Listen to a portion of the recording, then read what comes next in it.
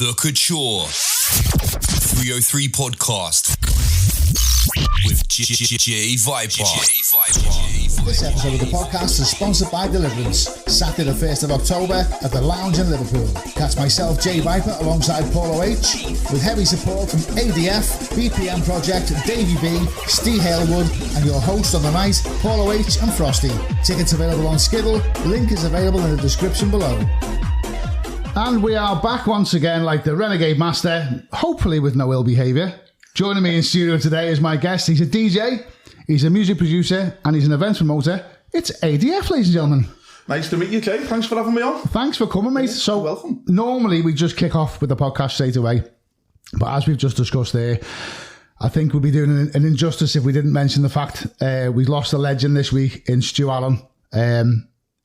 I mean, it's left a huge fucking hole in the community. Ste Allen, for me personally, growing up in the 90s, we were too young to go clubbing. There was no internet back then. Our introduction to dance music was Piccadilly Key 103 with Ste Allen. And I think a lot of people can resonate with that. There's DJs and there's legends and there's icons and this guy was all of the above, you know. It was an untimely passing. I don't know whether anyone who's listened to this the assumption that everybody listening to this show will know who Ste Allen was, and still is, you know, in all our hearts. He's a legend, you know, and he'll be sorely missed. You know, he battled cancer for about a year, and unfortunately, you know, he succumbed to it in the end. So I just wanted to share my story about Ste Allen. I never met the guy, but obviously going to Drone, going to Kinetic, you know, going to bowlers and stuff like that. This guy was a mainstay, you know, and you'd always got a good show with Ste Allen. You always knew what to expect. He was always going to play the classics. He was always there. So I'm looking at this from a hardcore perspective now. Excuse me.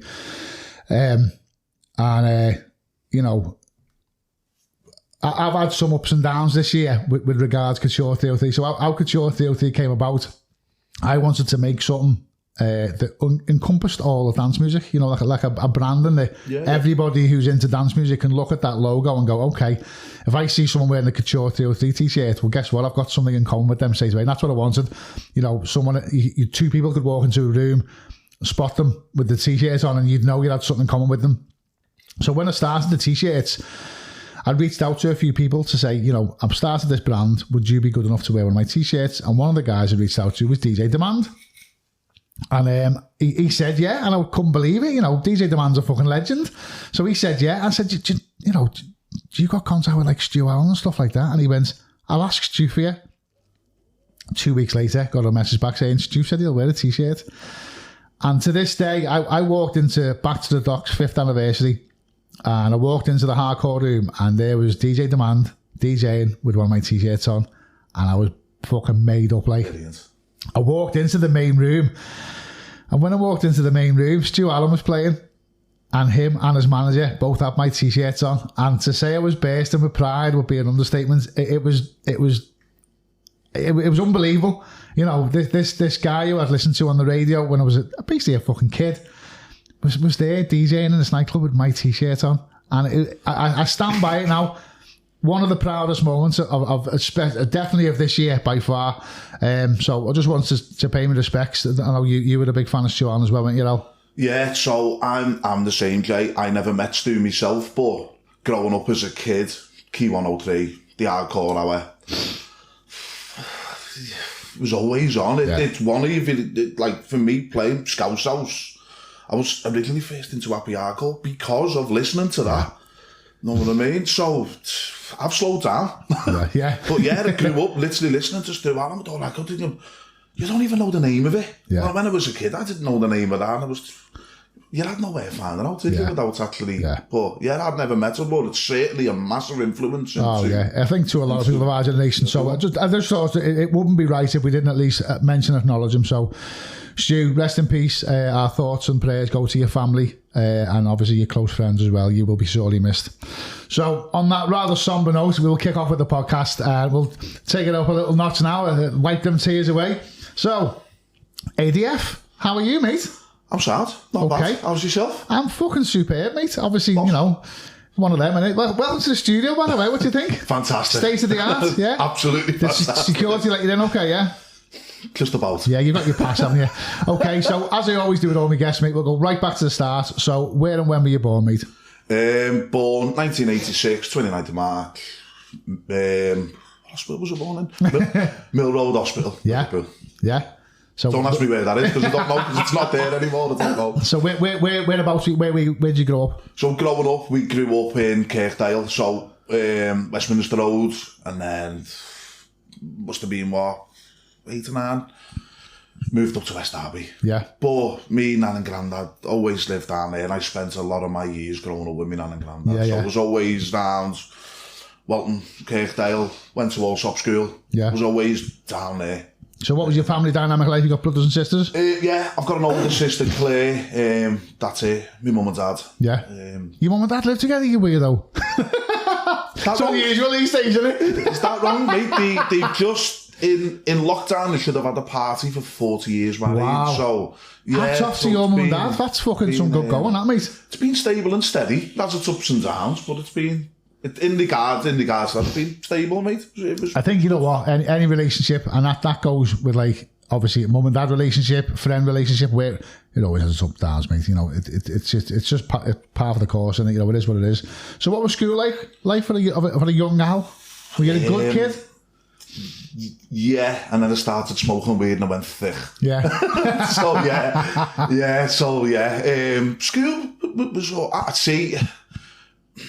like late juniors before I went to seniors, mate, I had decks. Yeah. Do you know what I mean? So I spent a lot of time in my room on my own until you come out of your shell a little bit and you grow up. But yeah, I did have decks when I was 9. Well, I asked my mum and dad, could they have drums? They said no, they were too noisy. And they bought me a set of decks. I don't know what was first. So you're saying 9 years of age. So what was your... So wait, where are we now? 1995, are we saying now?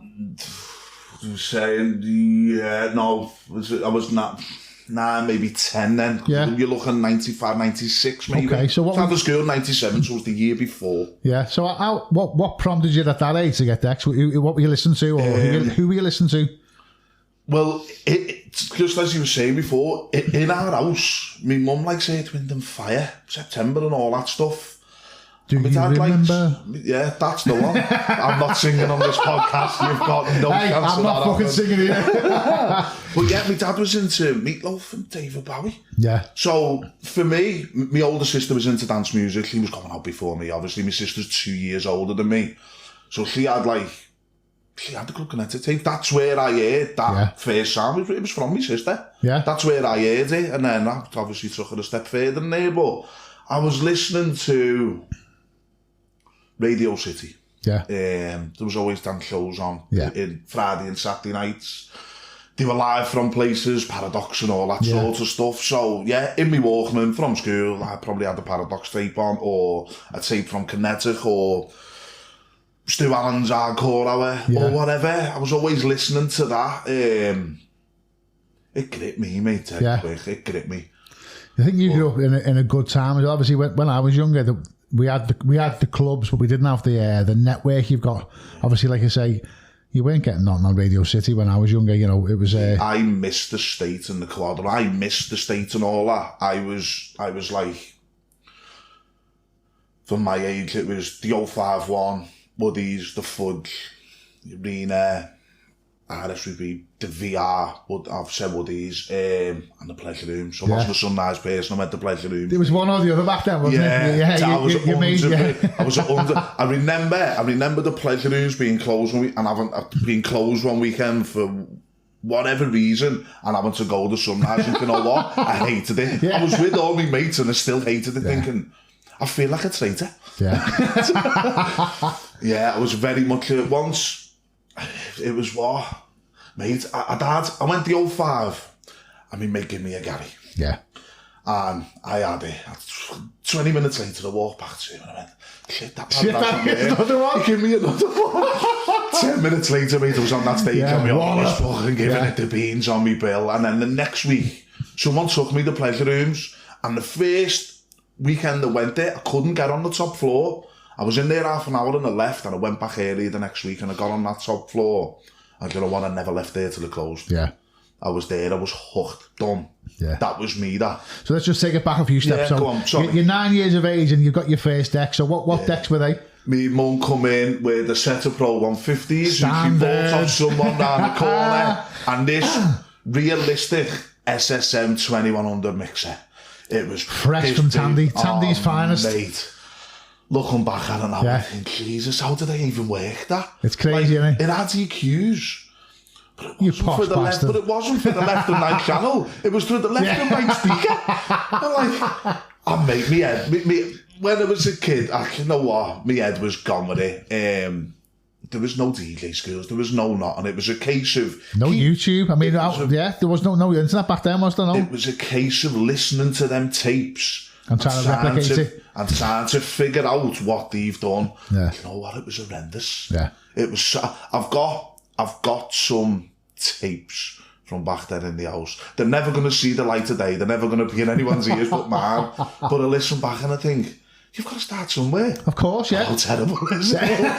when you just took it and it just stops. And the bad thing is, like, when you're that age and you start DJing, you actually fucking think you sound half decent. I can remember putting out tapes when I was about 20 and going, hey, fucking, I've done a boss little mix there. You listen back now, you're like, oh my God. I remember walking into the old 5 and I had this tape in hand.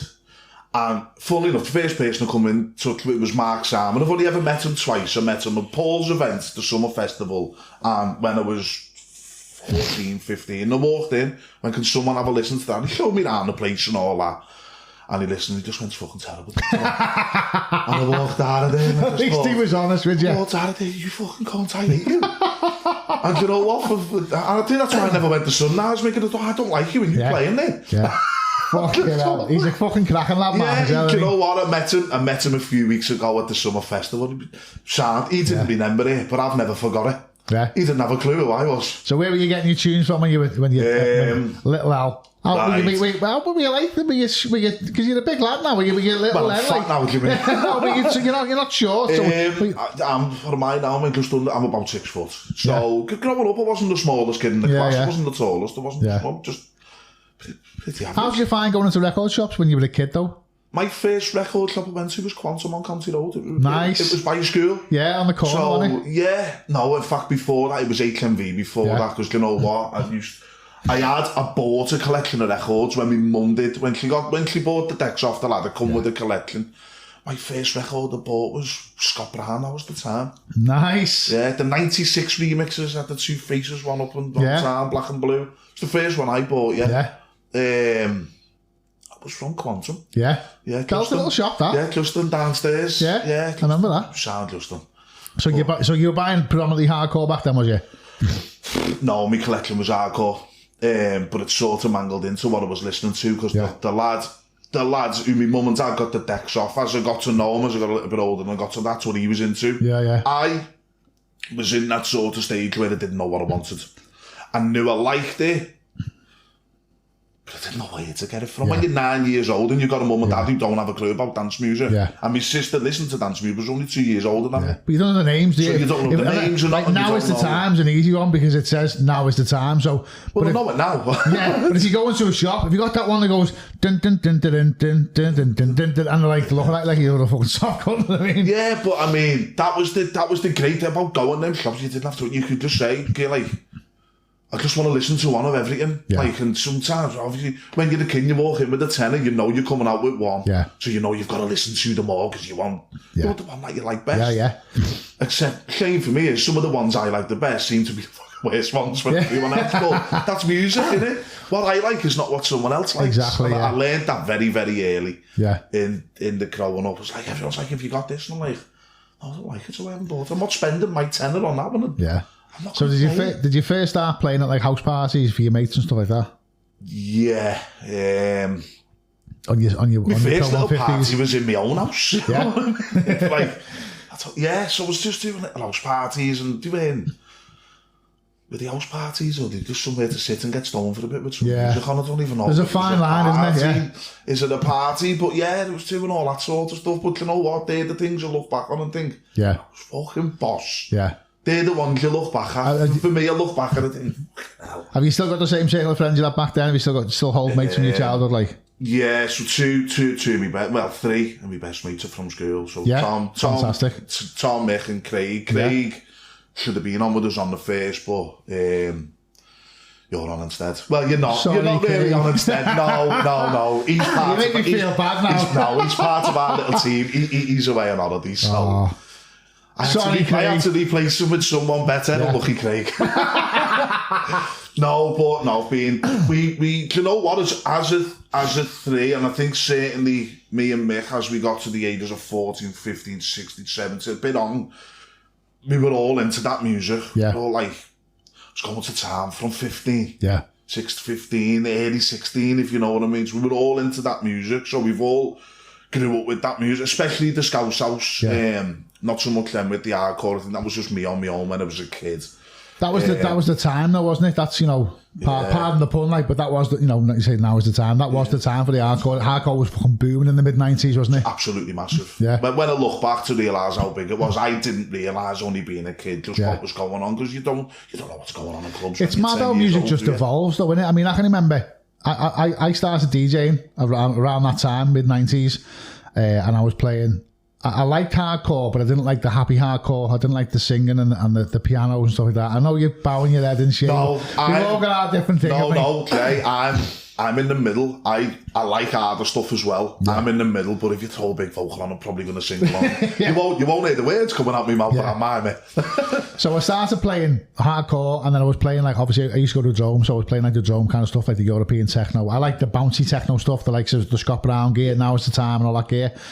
And then I had a bit of the music changed for me because Sharky came along and brought out this thing called Freeform, which for me was like perfect. It was hardcore, but it didn't have the cheesiness in it. Didn't have the vocal in it. Yeah, it had like the vocal, but like cut up vocals. Yeah. And it was perfect for me, that. And then I had a little bit of a break. I didn't do nothing for a number of years. Sold my decks, went all with my ex-missus and the kids and all that. Didn't you sell them to Rob? Yeah, I did actually. Yeah, shout to Rob Kane. Shout to Rob Kane if he's listening. And then I had bought this thing for me laptop. Well, the laptop was a PC back then. It was called Tractor DJ. It was the first ever iteration of Tractor DJ, and I could mix on my computer. I couldn't believe it, just by pressing these buttons. And I downloaded this music, and they were calling it hard house. And what they were calling hard house, I classed as like techno. So like when Tony DeVee, just before he passed away, he brought out a couple of fucking bangers. The Dawn, for example. The Dawn. Great track. Are You All Ready? And I Don't Care. I Don't Care and Are You All Ready? To me, back then, was techno. That's what we classed as techno in the late 90s. Fast forward to like the early 2000s, and that was then called hard house. I was like, wow. And then obviously Donk came along, and Scouse House, and then Bounce, and it's all kind of... But it all stems from hardcore, really. That heavy 4/4 beat bass line and stuff like that. So DJing wise, you passed the tape in and didn't get much success. I got nowhere, mate. How did it progress from that thing? Because obviously, obviously was doing little house parties and stuff. I done my work experience in, remember the Picket on Hardman Street? I done my work experience there, so we were just giving out flyers and that. And then, what's the fella's name?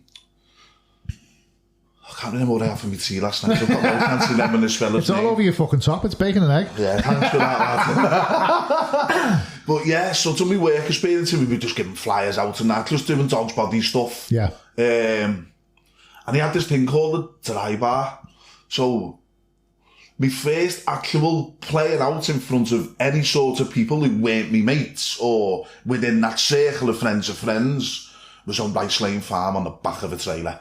Yeah? Playing to Gots. Playing Donk to Gots. Shut up. But they're all bands and that, they've got big mad hairdos and that. And I'm turned up in my Lacoste. But they had to set the techniques, so I'm like, son, let's go. And I'm just like, oh, what is going on? And then the same thing he moved it into the Picket. And the same thing happened. It was all bands. I was like, oh, and I'm turning up playing clicky tacks and fins and that. Just thinking, what am I doing here? But you know what? The best part about that is it was full of Gots. There was still a few of them dancing. Yeah, a good tune's a good tune. And once ale kicks in. I just think if you put a big boss happy piano on, there was no ale in there. It was a dry bar, mate. It was. Oh, that's what the name come from. Okay. It was like 18 and under. Ah, you know what okay. I mean? So these are all like up and coming bands now. I'm listening to it thinking, what the hell is this? Christ, what is it? Know what I mean? Yeah. These are like going, Yeah. Yeah, didn't have a clue what was going on. I come on and put a fucking donk on. Know what I mean? He must have been looking at me thinking, who's this little scally kid up here? So how old are you at this age? 15. 15. Have you still got your Pro 150s? No. Progressed. Moved up the ladder. Yeah, I moved up. I had a new Mark battle pack after that. Ooh. I had a little battle pack. And then TT1s with you or something like that? TT 15, 20 or something. Yeah, I remember and then I took that mixer out. I put that new FX 500, the new Mark 1 with the Chaos pad on the side. Yeah. I did eventually get a set of Technics. Yeah. I've got a set of 3000s on. Have you, yeah? Yeah, I won them for a £5. Just to make everyone jealous who's listening. You know what? I've never heard anyone winning one of them. Yeah, I was sat there. It was in lockdown. I was sat there. I thought, you know what? I had money in the door, the £5 in the bank, and I thought, this is probably a scam. Come up, Stone DJs. I thought, it's a scam. I'm going to put a £5 on it anyway. Why? I don't know. Wow. I put it on, and then I knew there was a draw happening. I missed the draw because I just thought, not happening, that is it. So I didn't know, and the fella rang me, and he just went, Stone DJs, that all went, yeah, and he went, you've won. Oh my God. Like, yeah, so I got... About £6 worth of kits, I think. 6.5 when it was all new, and it was come down it. We did 6.5, something like that. So I got the 900 Was that the mixer as well? With the mixer as well. And a set of them Sennheiser 8325, which just still, I give them to me mate because I don't like them. You're horrible, you won that for a £5.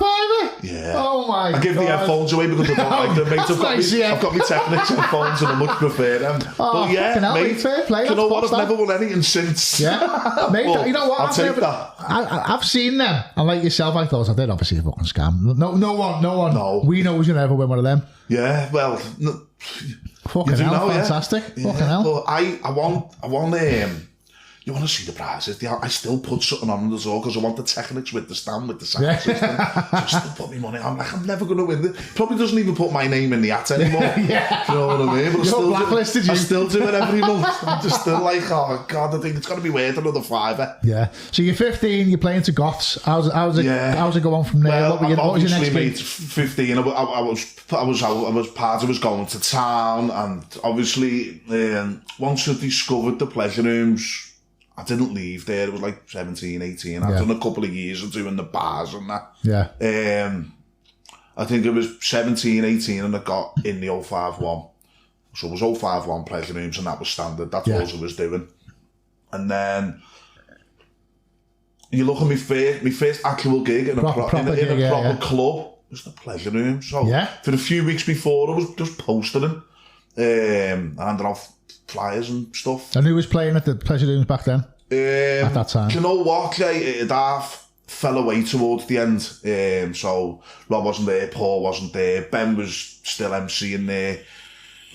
So sort of towards the end, but it didn't matter to me that my first actual go in a proper club was in the pleasure rooms, mate. I was in there. I wasn't there for very long because it did close down. I remember playing in there on the Saturday night, and I went to rehab on the Monday. So a great start to the next week. That. So how did that come about? So you went to rehab for what specifically? Cocaine. Yeah, I mean, I was eating Garys and that going to town. I was eating tablets. I was on the lemo as well. Yeah. The Garys and that all like there. I sort of grew out of them. Yeah. Didn't grow out of the other party though. Yeah. The lemo stuck with me. So what was... Not even so much the drinking either. So you were taking cocaine... I imagine then you were taking cocaine on a Friday or Saturday night for your clubbing thing, and then did it kind of overspill into the week, or how did it pan out? It was like, Fridays and Saturdays, Sundays are right off in it, you're in bed. Back to work on the Monday, and it gets a Wednesday, and I just, fucked. Yeah. What do we do here? And I've got that little voice in me that goes, I know how to clear it up. Yeah. And then you listen to it. Yeah. But you spend a lot of money as well. Yeah. Yeah, I mean, not so much at the start, no. I was just weekends and obviously partying with the lads. You spend whatever you spend, don't you? Mm. You spend usually your week's wages. Yeah. Or your month's wages if you get paid monthly and you have one boss weekends. Well, I didn't manage to do every weekend, but towards the end, it was a lot, mate. So what prompted you to go to rehab? Was it a financial thing, a health thing, a mental thing? I sort of half wanted it for myself, half to keep my family off me back. So we obviously... I knew it needed doing. Yeah. I don't know if I was ready the first time I went to actually do anything about it. So your family were aware you were using cocaine? Oh, God, yeah. I'd had some debts and stuff like that. Yeah. Yeah, all the usual stuff that comes with it. I won't do too much about stuff like that. But so how did your first stint in rehab go? Did you think it helped you, or...? I was there for 5 months, and believe it or not, I had my ex with me for the last 3 months of it. Because it was out by Bury, and I didn't go home every weekend because it was just come home for the night and go back the next day. It was a bit of a mission. So, because my mum and dad used to come up, I asked them could I bring me ex. Because Monday to Friday was strictly... You're doing this, you're doing that, and you're doing this, and whatever, and this group and that group, and whatever. And the weekends were your own. Sort of just potted about. In hindsight, so I had my ex up there. Do you think having your ex there helped you or hindered you? Because... Oh, it helped me massively, mate, because the boredom of being up there with not much to do in the sticks, with, even when you went out, there was nothing. It was just in the middle of nowhere. It was like you were took out the world for a few months. But you're not getting any, well, I think Robbie Edwards was calling it psychological recall. So obviously when you wear a tune...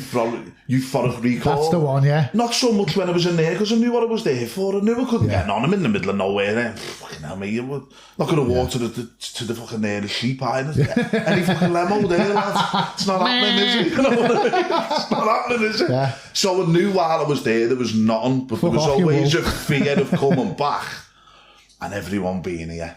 It's getting out of that circle of friends as well, I suppose, isn't it? Just being out of Liverpool helps, doesn't it? I mean, being out of the place where you're from helps for a bit, but you can't stay away from it forever. So 5 months, what happened when you came home? I got about 18 months with having nothing. And what changed you? What was the trigger? Someone offered me a stripe and I had to. I thought, in my own head, I'll just have one. I thought... I've done all right here. Yeah. You know, it won't be. I deserve this. Won't be as bad as last time. But so I had from 2010, so about halfway, say 2012. By the time I come out of there, I'm going on 24 hours back on here. I've done two more goes at rehab since then, and now I'm a full-time course tutor. Teaching a course on addiction about that thought that pops in and just tries to have you off. So we teach people how to silence that. A little bit like what Butler does, the AVRT. Know the recognition of the voice in your head. So I teach a course based on that. And so you don't use any substance at all? You don't use drink or drugs at all? No, don't have a bevy, nothing. I have my vape. That's it. So I haven't had nothing for 3.5 years. Wow. I've never felt better. Like everyone says to me, like, not everyone, a few people have said, and my own head said it to me, it's going to be dead boring when you stop, you know what's not? Really isn't. I wake up fresh every day going, what's the day got for? But that's what addiction's like a controlling partner. You know, you'll never get anyone without me. You know, you'll never find anyone like me. You be nothing without me. And that's what addiction, I suppose, does to you. It drags you in. You know, if you leave me, there'll be nothing. You know, it's that control element, isn't it? Excuse the bad language, addiction's a cunt. And I will say that out loud to anyone. That's a fucking disgusting word to use, that, you fucking horrible twat. It is, but it describes my addiction, so I'll use it. So don't be offended anymore. That's how I describe it, because that's how bad it is. Do you know what I mean? That's how bad it was for me. Everyone's slightly different. For me, it was horrendous. There's I was, for about 5 or 6 years, it was every single day. Every day. Have an ambi taxi, get me money, sniff limo, carry on driving to get more. What a pointless existence. And now I get up and I'm like, what's the day got for me? I've come up with done this with you. I would never have done that a few years ago. I just, not a fucking chance that's happening. I didn't follow no music up, nothing.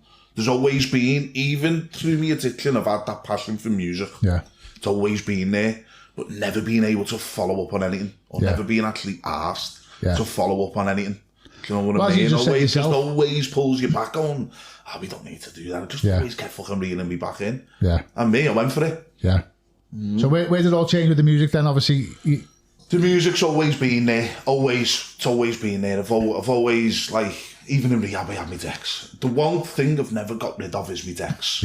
Funnily enough, most people we'll go to it and they'll sell all sorts. One thing I've never sold me decks. Yeah. Because I can't live without them. Yeah. Dead simple. Can't live without some sort of something for me to play music on. Yeah. But the music kicked off again properly. It was when... So what I've missed a little bit out here, haven't I? It's all right. You can go back. I am gonna go back, mate, because there was a lot more before going in the pleasure rooms. There was a lot more to it than that. So the likes of meeting Rob. So I could already add an understanding of mixing. I could already mix. I went to first base, which was Redmond's.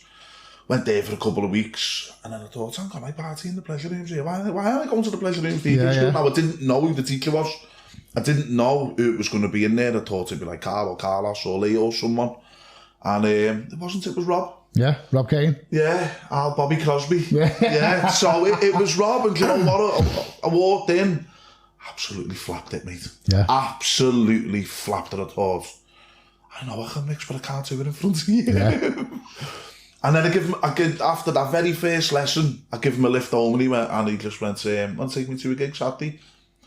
And for the next, well, ever since from then, so from 2009 till now, I'm still driving him to gigs now. You know what? I couldn't think of a better person to go somewhere with. So what was that like? What was driving around for Rob then? Do you know what, Jay? It was big for me, that. Who better to go and watch pretty much every week than someone who is actually a great influence for me in my it's unbelievable, isn't it? Yeah.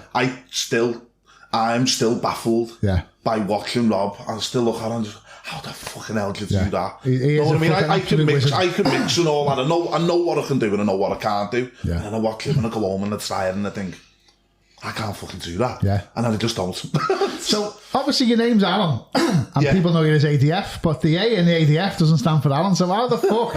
No, do you want to tell the people what ADF stands for starters? Yeah, so there's a little bit before that. So, Jay, after I got myself drug-free for the last time, I was about 6-7 months off everything, and I knew Rob was teaching in mode, I knew nothing of it. I asked him what it was, and then he got back to me and he went, just come down and have a look. Because I've always wanted to do something like that, but as I say, addiction's always stopped me from actually pursuing what I want to do. So I went down to mode. Rob took me in. I met Debbie. Mate, I was done. I just thought, this is where I need to be. Now, this is where I need to be, in this training centre. Are you talking about music production now? Music production. So went into that music room. They put Ableton in front of me. I looked at it and thought, what the fucking hell is that? I haven't got a clue. Yeah. And once I got into it and I started learning about like how it works, and I had all these ideas in my head, and don't get me wrong, my first track was absolutely woeful. Of course it was. Absolutely terrible. But you know what? It's still my favourite one that I've ever done because it's my first one. There's something magical about making music yourself, because music itself, I've said this time and time again, it's the closest thing that adults have got to real magic. Music can transport you to a place you forgot you'd even fucking been. Depending on what type of day you're having, depends what comes out. If you're having a day where you don't feel that good, I find that I want to make something that's a little bit nasty. I don't really make hard music, but it'll be harder than what I normally do. It'll have some sort of like moody bass line in it. Yeah. And when I'm happy, you'll know it, because it'll have a big fucking happy singing piano and a big vocal, something that you'd hate. Yeah. So, good luck on the 1st of October, because you don't have to you'll have to listen to it. Am I on for you, I think so. Well, anyone who comes on the 1st of October, obviously, Al's going to play some nice, happy vibes. I'm going to continue where he's left off, but I am going to take it into slightly deeper waters than maybe you used to. So, hold on to your hat. Not too fucking heavy, like, but yeah, looking forward to that, mate. I really am. You just do what you do best, mate. Yeah. So, how did Deliverance come about? Is that your baby? No, it's not. So BPM, who's originally it was his. I got added to this group on Facey. Got to know Paul. His name's Paul Aston. So I'm going to sit with him and Mike and make some music later. Well, right after this, he had this name Deliverance. He wanted to do something, and I thought, you know what? So do I. Yeah. Let's go and do something. Everything's there for it to be great. Yeah. But as you know, it's hard starting something new. Yeah. And we're finding that out. Yeah. you've just bought what the plan is, just keep plugging away. Yeah. So we book artists to come in, like this one we've got yourself, Clay and Paul. They had the last one in Blackpool, I had Rob and Paul on, a couple of other lads who we had like Nick on. Now I've only got to know Nick through Facebook and making music, but he makes boss music and he can DJ. Yeah. So why not? Yeah. The other lad, Smokey, I've booked him twice because I just like how he mixes and the stuff he plays. So I just think I like it. I did a logo Hopefully for him. Everyone else does. I did a logo for Smokey, I think. Did you? I think so, yeah. Smokey is in from. I did a logo for someone called Smokey. I sent him a t-shirt and he asked me to do him a logo. Is it literally just smoke across there? I think so, yeah. White? Yeah, I think so, yeah. Might be the same person. Yeah, I mean, I'm not going to say where he lives. That'll be a bit hard. Yeah, he lives out with the wolves, and he won't mind me saying that. So how many events have you had? We've had. First one was in Burnley.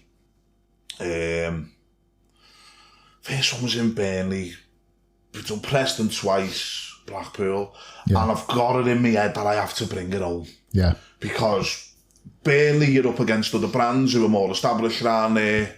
And we had some with the bouncers just being bellends. Really, yeah? Yeah, okay. For example, group of 20 people walked up to the door. 19 of them had ID and one never. They knocked all 20 back.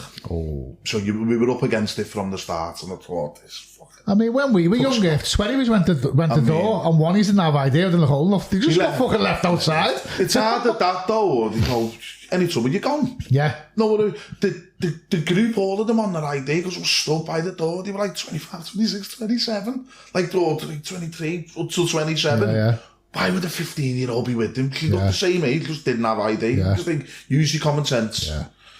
But there was none of that there. Preston was quiet. Really? To be honest, it was quiet. The whole place, the whole town, because I went for a walk with flyers and that, and a couple of people went for walks with flyers. And the whole town itself was dead. So we hit bad there. Little bit busier the second time, and Blackpool's just a fucking shithole. Yeah. Probably wouldn't. Oh, it was a shithole. We went to Blackpool last night. The club was sad. It was a little moody club, or like Club Underground. It was a little moody Club Underground. It was sound. Yeah. But Blackpool's fucking. It's sound in the daytime when you go to the fair and everything's all nice. Yeah. Of a night time. It does look a bit rough. We were there last night. It does look a little bit rough of a night time. Yeah, like. It is. So you did answer the question. ADF, what does ADF stand coming for? Around in mode. Yeah. So when I was in mode, learning my music, and I was with Rob, Mike and Les, who you've already had on, I thought, I need a name. And for some reason, Rob calls me Albert. Don't know why. Because he's Rob? Yeah, I don't know why. I've just accepted it. So he calls me Albert, and he said, look at it like this. When you put something on SoundCloud and you see Alan B Mix, or you see a stupid name, which one are you clicking first? The stupid name. Yeah. Albert's Donk Factory. Yeah. I make Donk.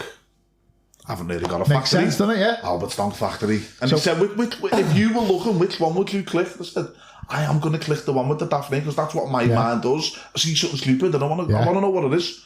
I'm hoping most people do that. Yeah. When I very, very first started DJing, one of my first ever gigs was in a club called Jack's, which ended up being the Aquarium. Yes. Before it was the Aquarium, it was called Jack's, and a fella called Richie ran it.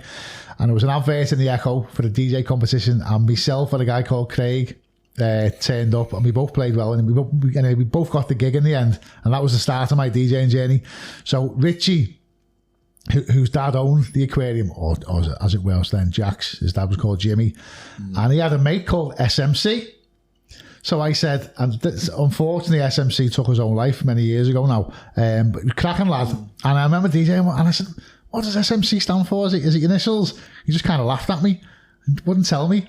So over the weeks, I'm DJing before or after this lad, and I still didn't know. And then one day he was twisted and he went, "Suck me cock," and I went, "I beg your pardon." He went, "That's what SMC stands for." Sick story, yeah. Yeah, so if Richie's listening to this, you'll remember them funny, but yeah, he sadly took us up. But yeah, SMC, suck me cock. What a name. So what's your music production? You're still doing music production now? Yeah, I mean, since I've obviously, in lockdown, there was no work. I'd done a little bit of volunteering I'd obviously got out to get off drugs, so I'd done a bit of volunteering with that place. So while I was doing my volunteering, I was going to mode. I started mode just before lockdown. Lockdown kicked in, it went online. And I'll be honest, as soon as it opened back up that building, I was the first person in there and the last person to leave. Yeah. Loved it. Yeah, and you're using Ableton, yeah? Ableton, mate, yeah. Got a rough idea how to use it. A rough idea. I've seen some of your stuff, I've listened to some of your stuff, and it's polished, like, it doesn't...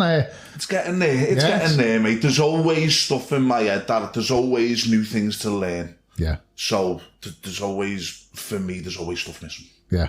But that's because I want to keep progressing. Yeah, that's I what want to keeps you keep going. learning new skills. Like Mike, who's one of the teachers, I'm going to see Mike later. Just to have a little mess around, ask questions, and try and put something together with obviously Paul, BPM Paul. But yeah, it's been going all right. I've got tracks out on certain web stores like Acceleration Band 7, Clubbed.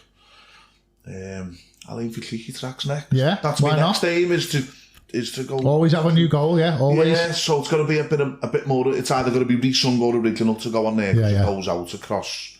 Like Apple and all that stuff. Yeah. So, have you got singers on board? Like, at the moment, I've got a couple of ideas of who I'd want. Yeah. Just finding the right one to suit the track. Yeah. So I've got ideas. They just quite haven't pulled off yet. Are you open to like I can bang a tune out like. Done. Done. No questions asked. How much you want to that? Giving it right now. No, but if any singers are listening, they can get in touch with you on Instagram and stuff like that. Yeah. Facebook, Instagram. Throw the name in the ass. Yeah. Just type in Alan Barwise and yeah. Okay. Please do. Yeah. So what's your current role now? You say you're a drugs counsellor. No, not a counsellor. No. I was previously, before I took this new job on, a group worker for Adapting We Are With You.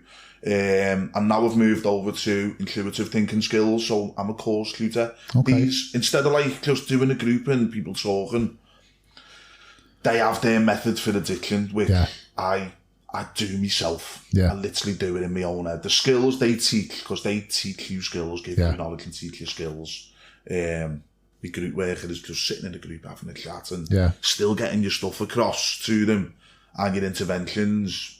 Whereas these are classroom based. So at the moment, mate, I'm quite good at presenting, like me work and stuff. So I've got to add the teaching bit into it. Now I can do the book with you, dead easy, and I can present it very well, and I can get all the info over to you.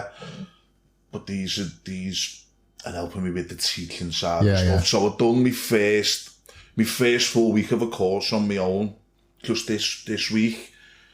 And it got a bit eventful halfway through the week when someone asked me, what would I like if I got stabbed? It's what you come across in the classroom. You wouldn't think you'd hear that in the classroom, but that's what you're up against. Some people aren't. So some of these kids don't want to be there, I assume. No, they're just not ready. They're not ready, or they don't realise. Or what I do, Jay, is I've got eye in it. Like I'll never use it again. It wants drugs. Yeah. That is my plan for life. Yeah. Is that no matter what happens, I'll never use again. Yeah. And I'll never change my mind. That's my whole life plan. Because no matter what happens, as long as I stick to that, everything's going to be all right. Yeah. You've got to do what you want, not what it wants. I've just been to my auntie's funeral, and that was years ago. I'd have been on the bevies. Yeah. And then I'd have been on the limo. Yeah. Now, I don't have to do any of that anymore. I just go, pay me respect, celebrate the life. Yeah. And I got up the next day, like, what am I doing today? Yeah. You know what I mean? It sounds a bit heartless that the way I've just said that. No, listen. That's what it's like for me. Now I wake up and I go, what's to take off for me? Yeah. Whereas normally I wake up, oh fuck, thinking where am I getting my limo from? Well, people will look for any excuse, and obviously something like a family member passing away, that's a perfect excuse, isn't it? Yeah. 100%. It's like you said before, just one more. My head used to say it to me. Yeah. And I went into one of them classes and I said, yeah, but it always says just one more, doesn't it? And he went to me, just one more what, mate? 1 more litre, 1 more bottle, 1 more gallon, 1 more kilogram, 1 more ounce. What do you want 1 more of? Yeah. And he went, is there ever 1 more? And I went, nah, this is fuck. No, it's never enough. No, never. Never enough. It isn't, because my head is fucking greedy. Yeah.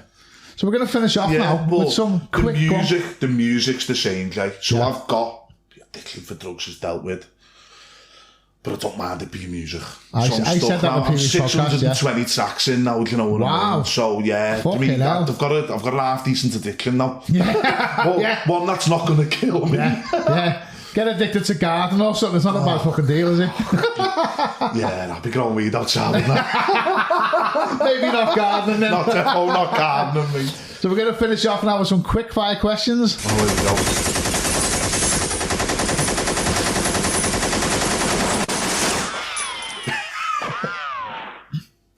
A.D.F. I will take your first answer and your first answer only. Are you ready? No, but go on. Rocky 3 or Rocky 4? None of them. Oh, what superhero would you be?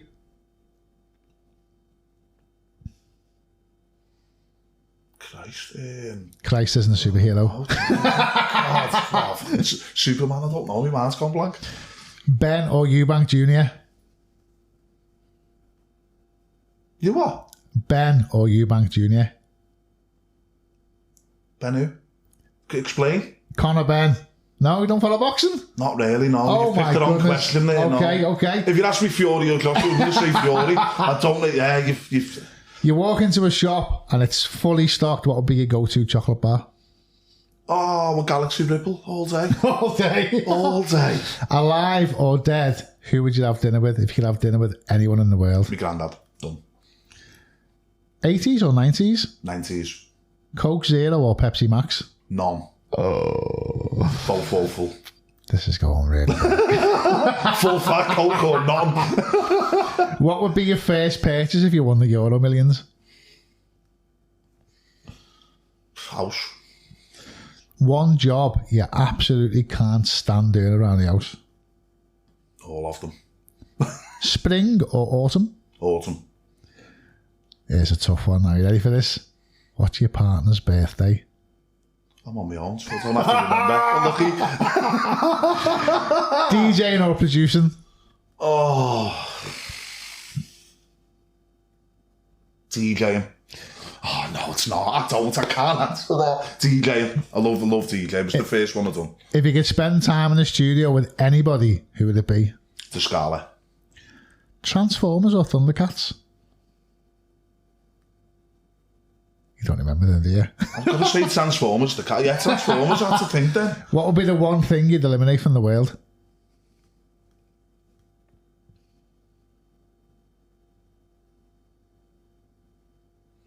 Fucking hell.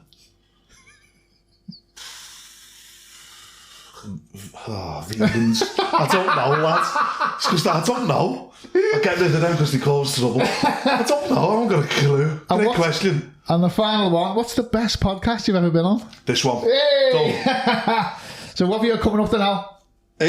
So coming up, I've got a few things coming up, Dave. I can mention them. So next week, me and you are at the lounge in Crosby for Deliverance, along with Paul, BPM, Paul OH, BPM, Davey B, and Frostie on the mic. And Ste Halewood. Yes, there you go. And Ste Halewood. And then 29th of October, I am at a Nightmare on Fleet Street for Gary and Paul, who I am going to give a special mention to for helping me since I've left Mode, along with Rob and Mike, who are both massive influences for me. Paul and Gary have looked after me within the events and booking me and looking after me. So big, massive thank you to them too. So I am playing for them in Fusion on Halloween weekend. Nice. And then Bombing Night I'm in Lee and Wigan for the Bounce Force lads. Very nice. Any more mentions and shout outs? No, that's it. I've just done them all damn there. So, and my family, my mum, my dad, my sister, my nephews and all that. Because, do you know what, it's mad this. No one to play a song at home. I've got a niece and a nephew, they're 2 and 3. If they dance to that song, it usually sells all right. If they don't, I don't sell nothing. Yeah. So if I play it to them and they dance, that's probably going to do all right, that. Good audience. Mad. Happy days, right? Al, thanks for this. Claire, guys, thanks for having me on. Until next time, be nice, play music, turn it up loud. The Couture 303 Podcast with J Viper.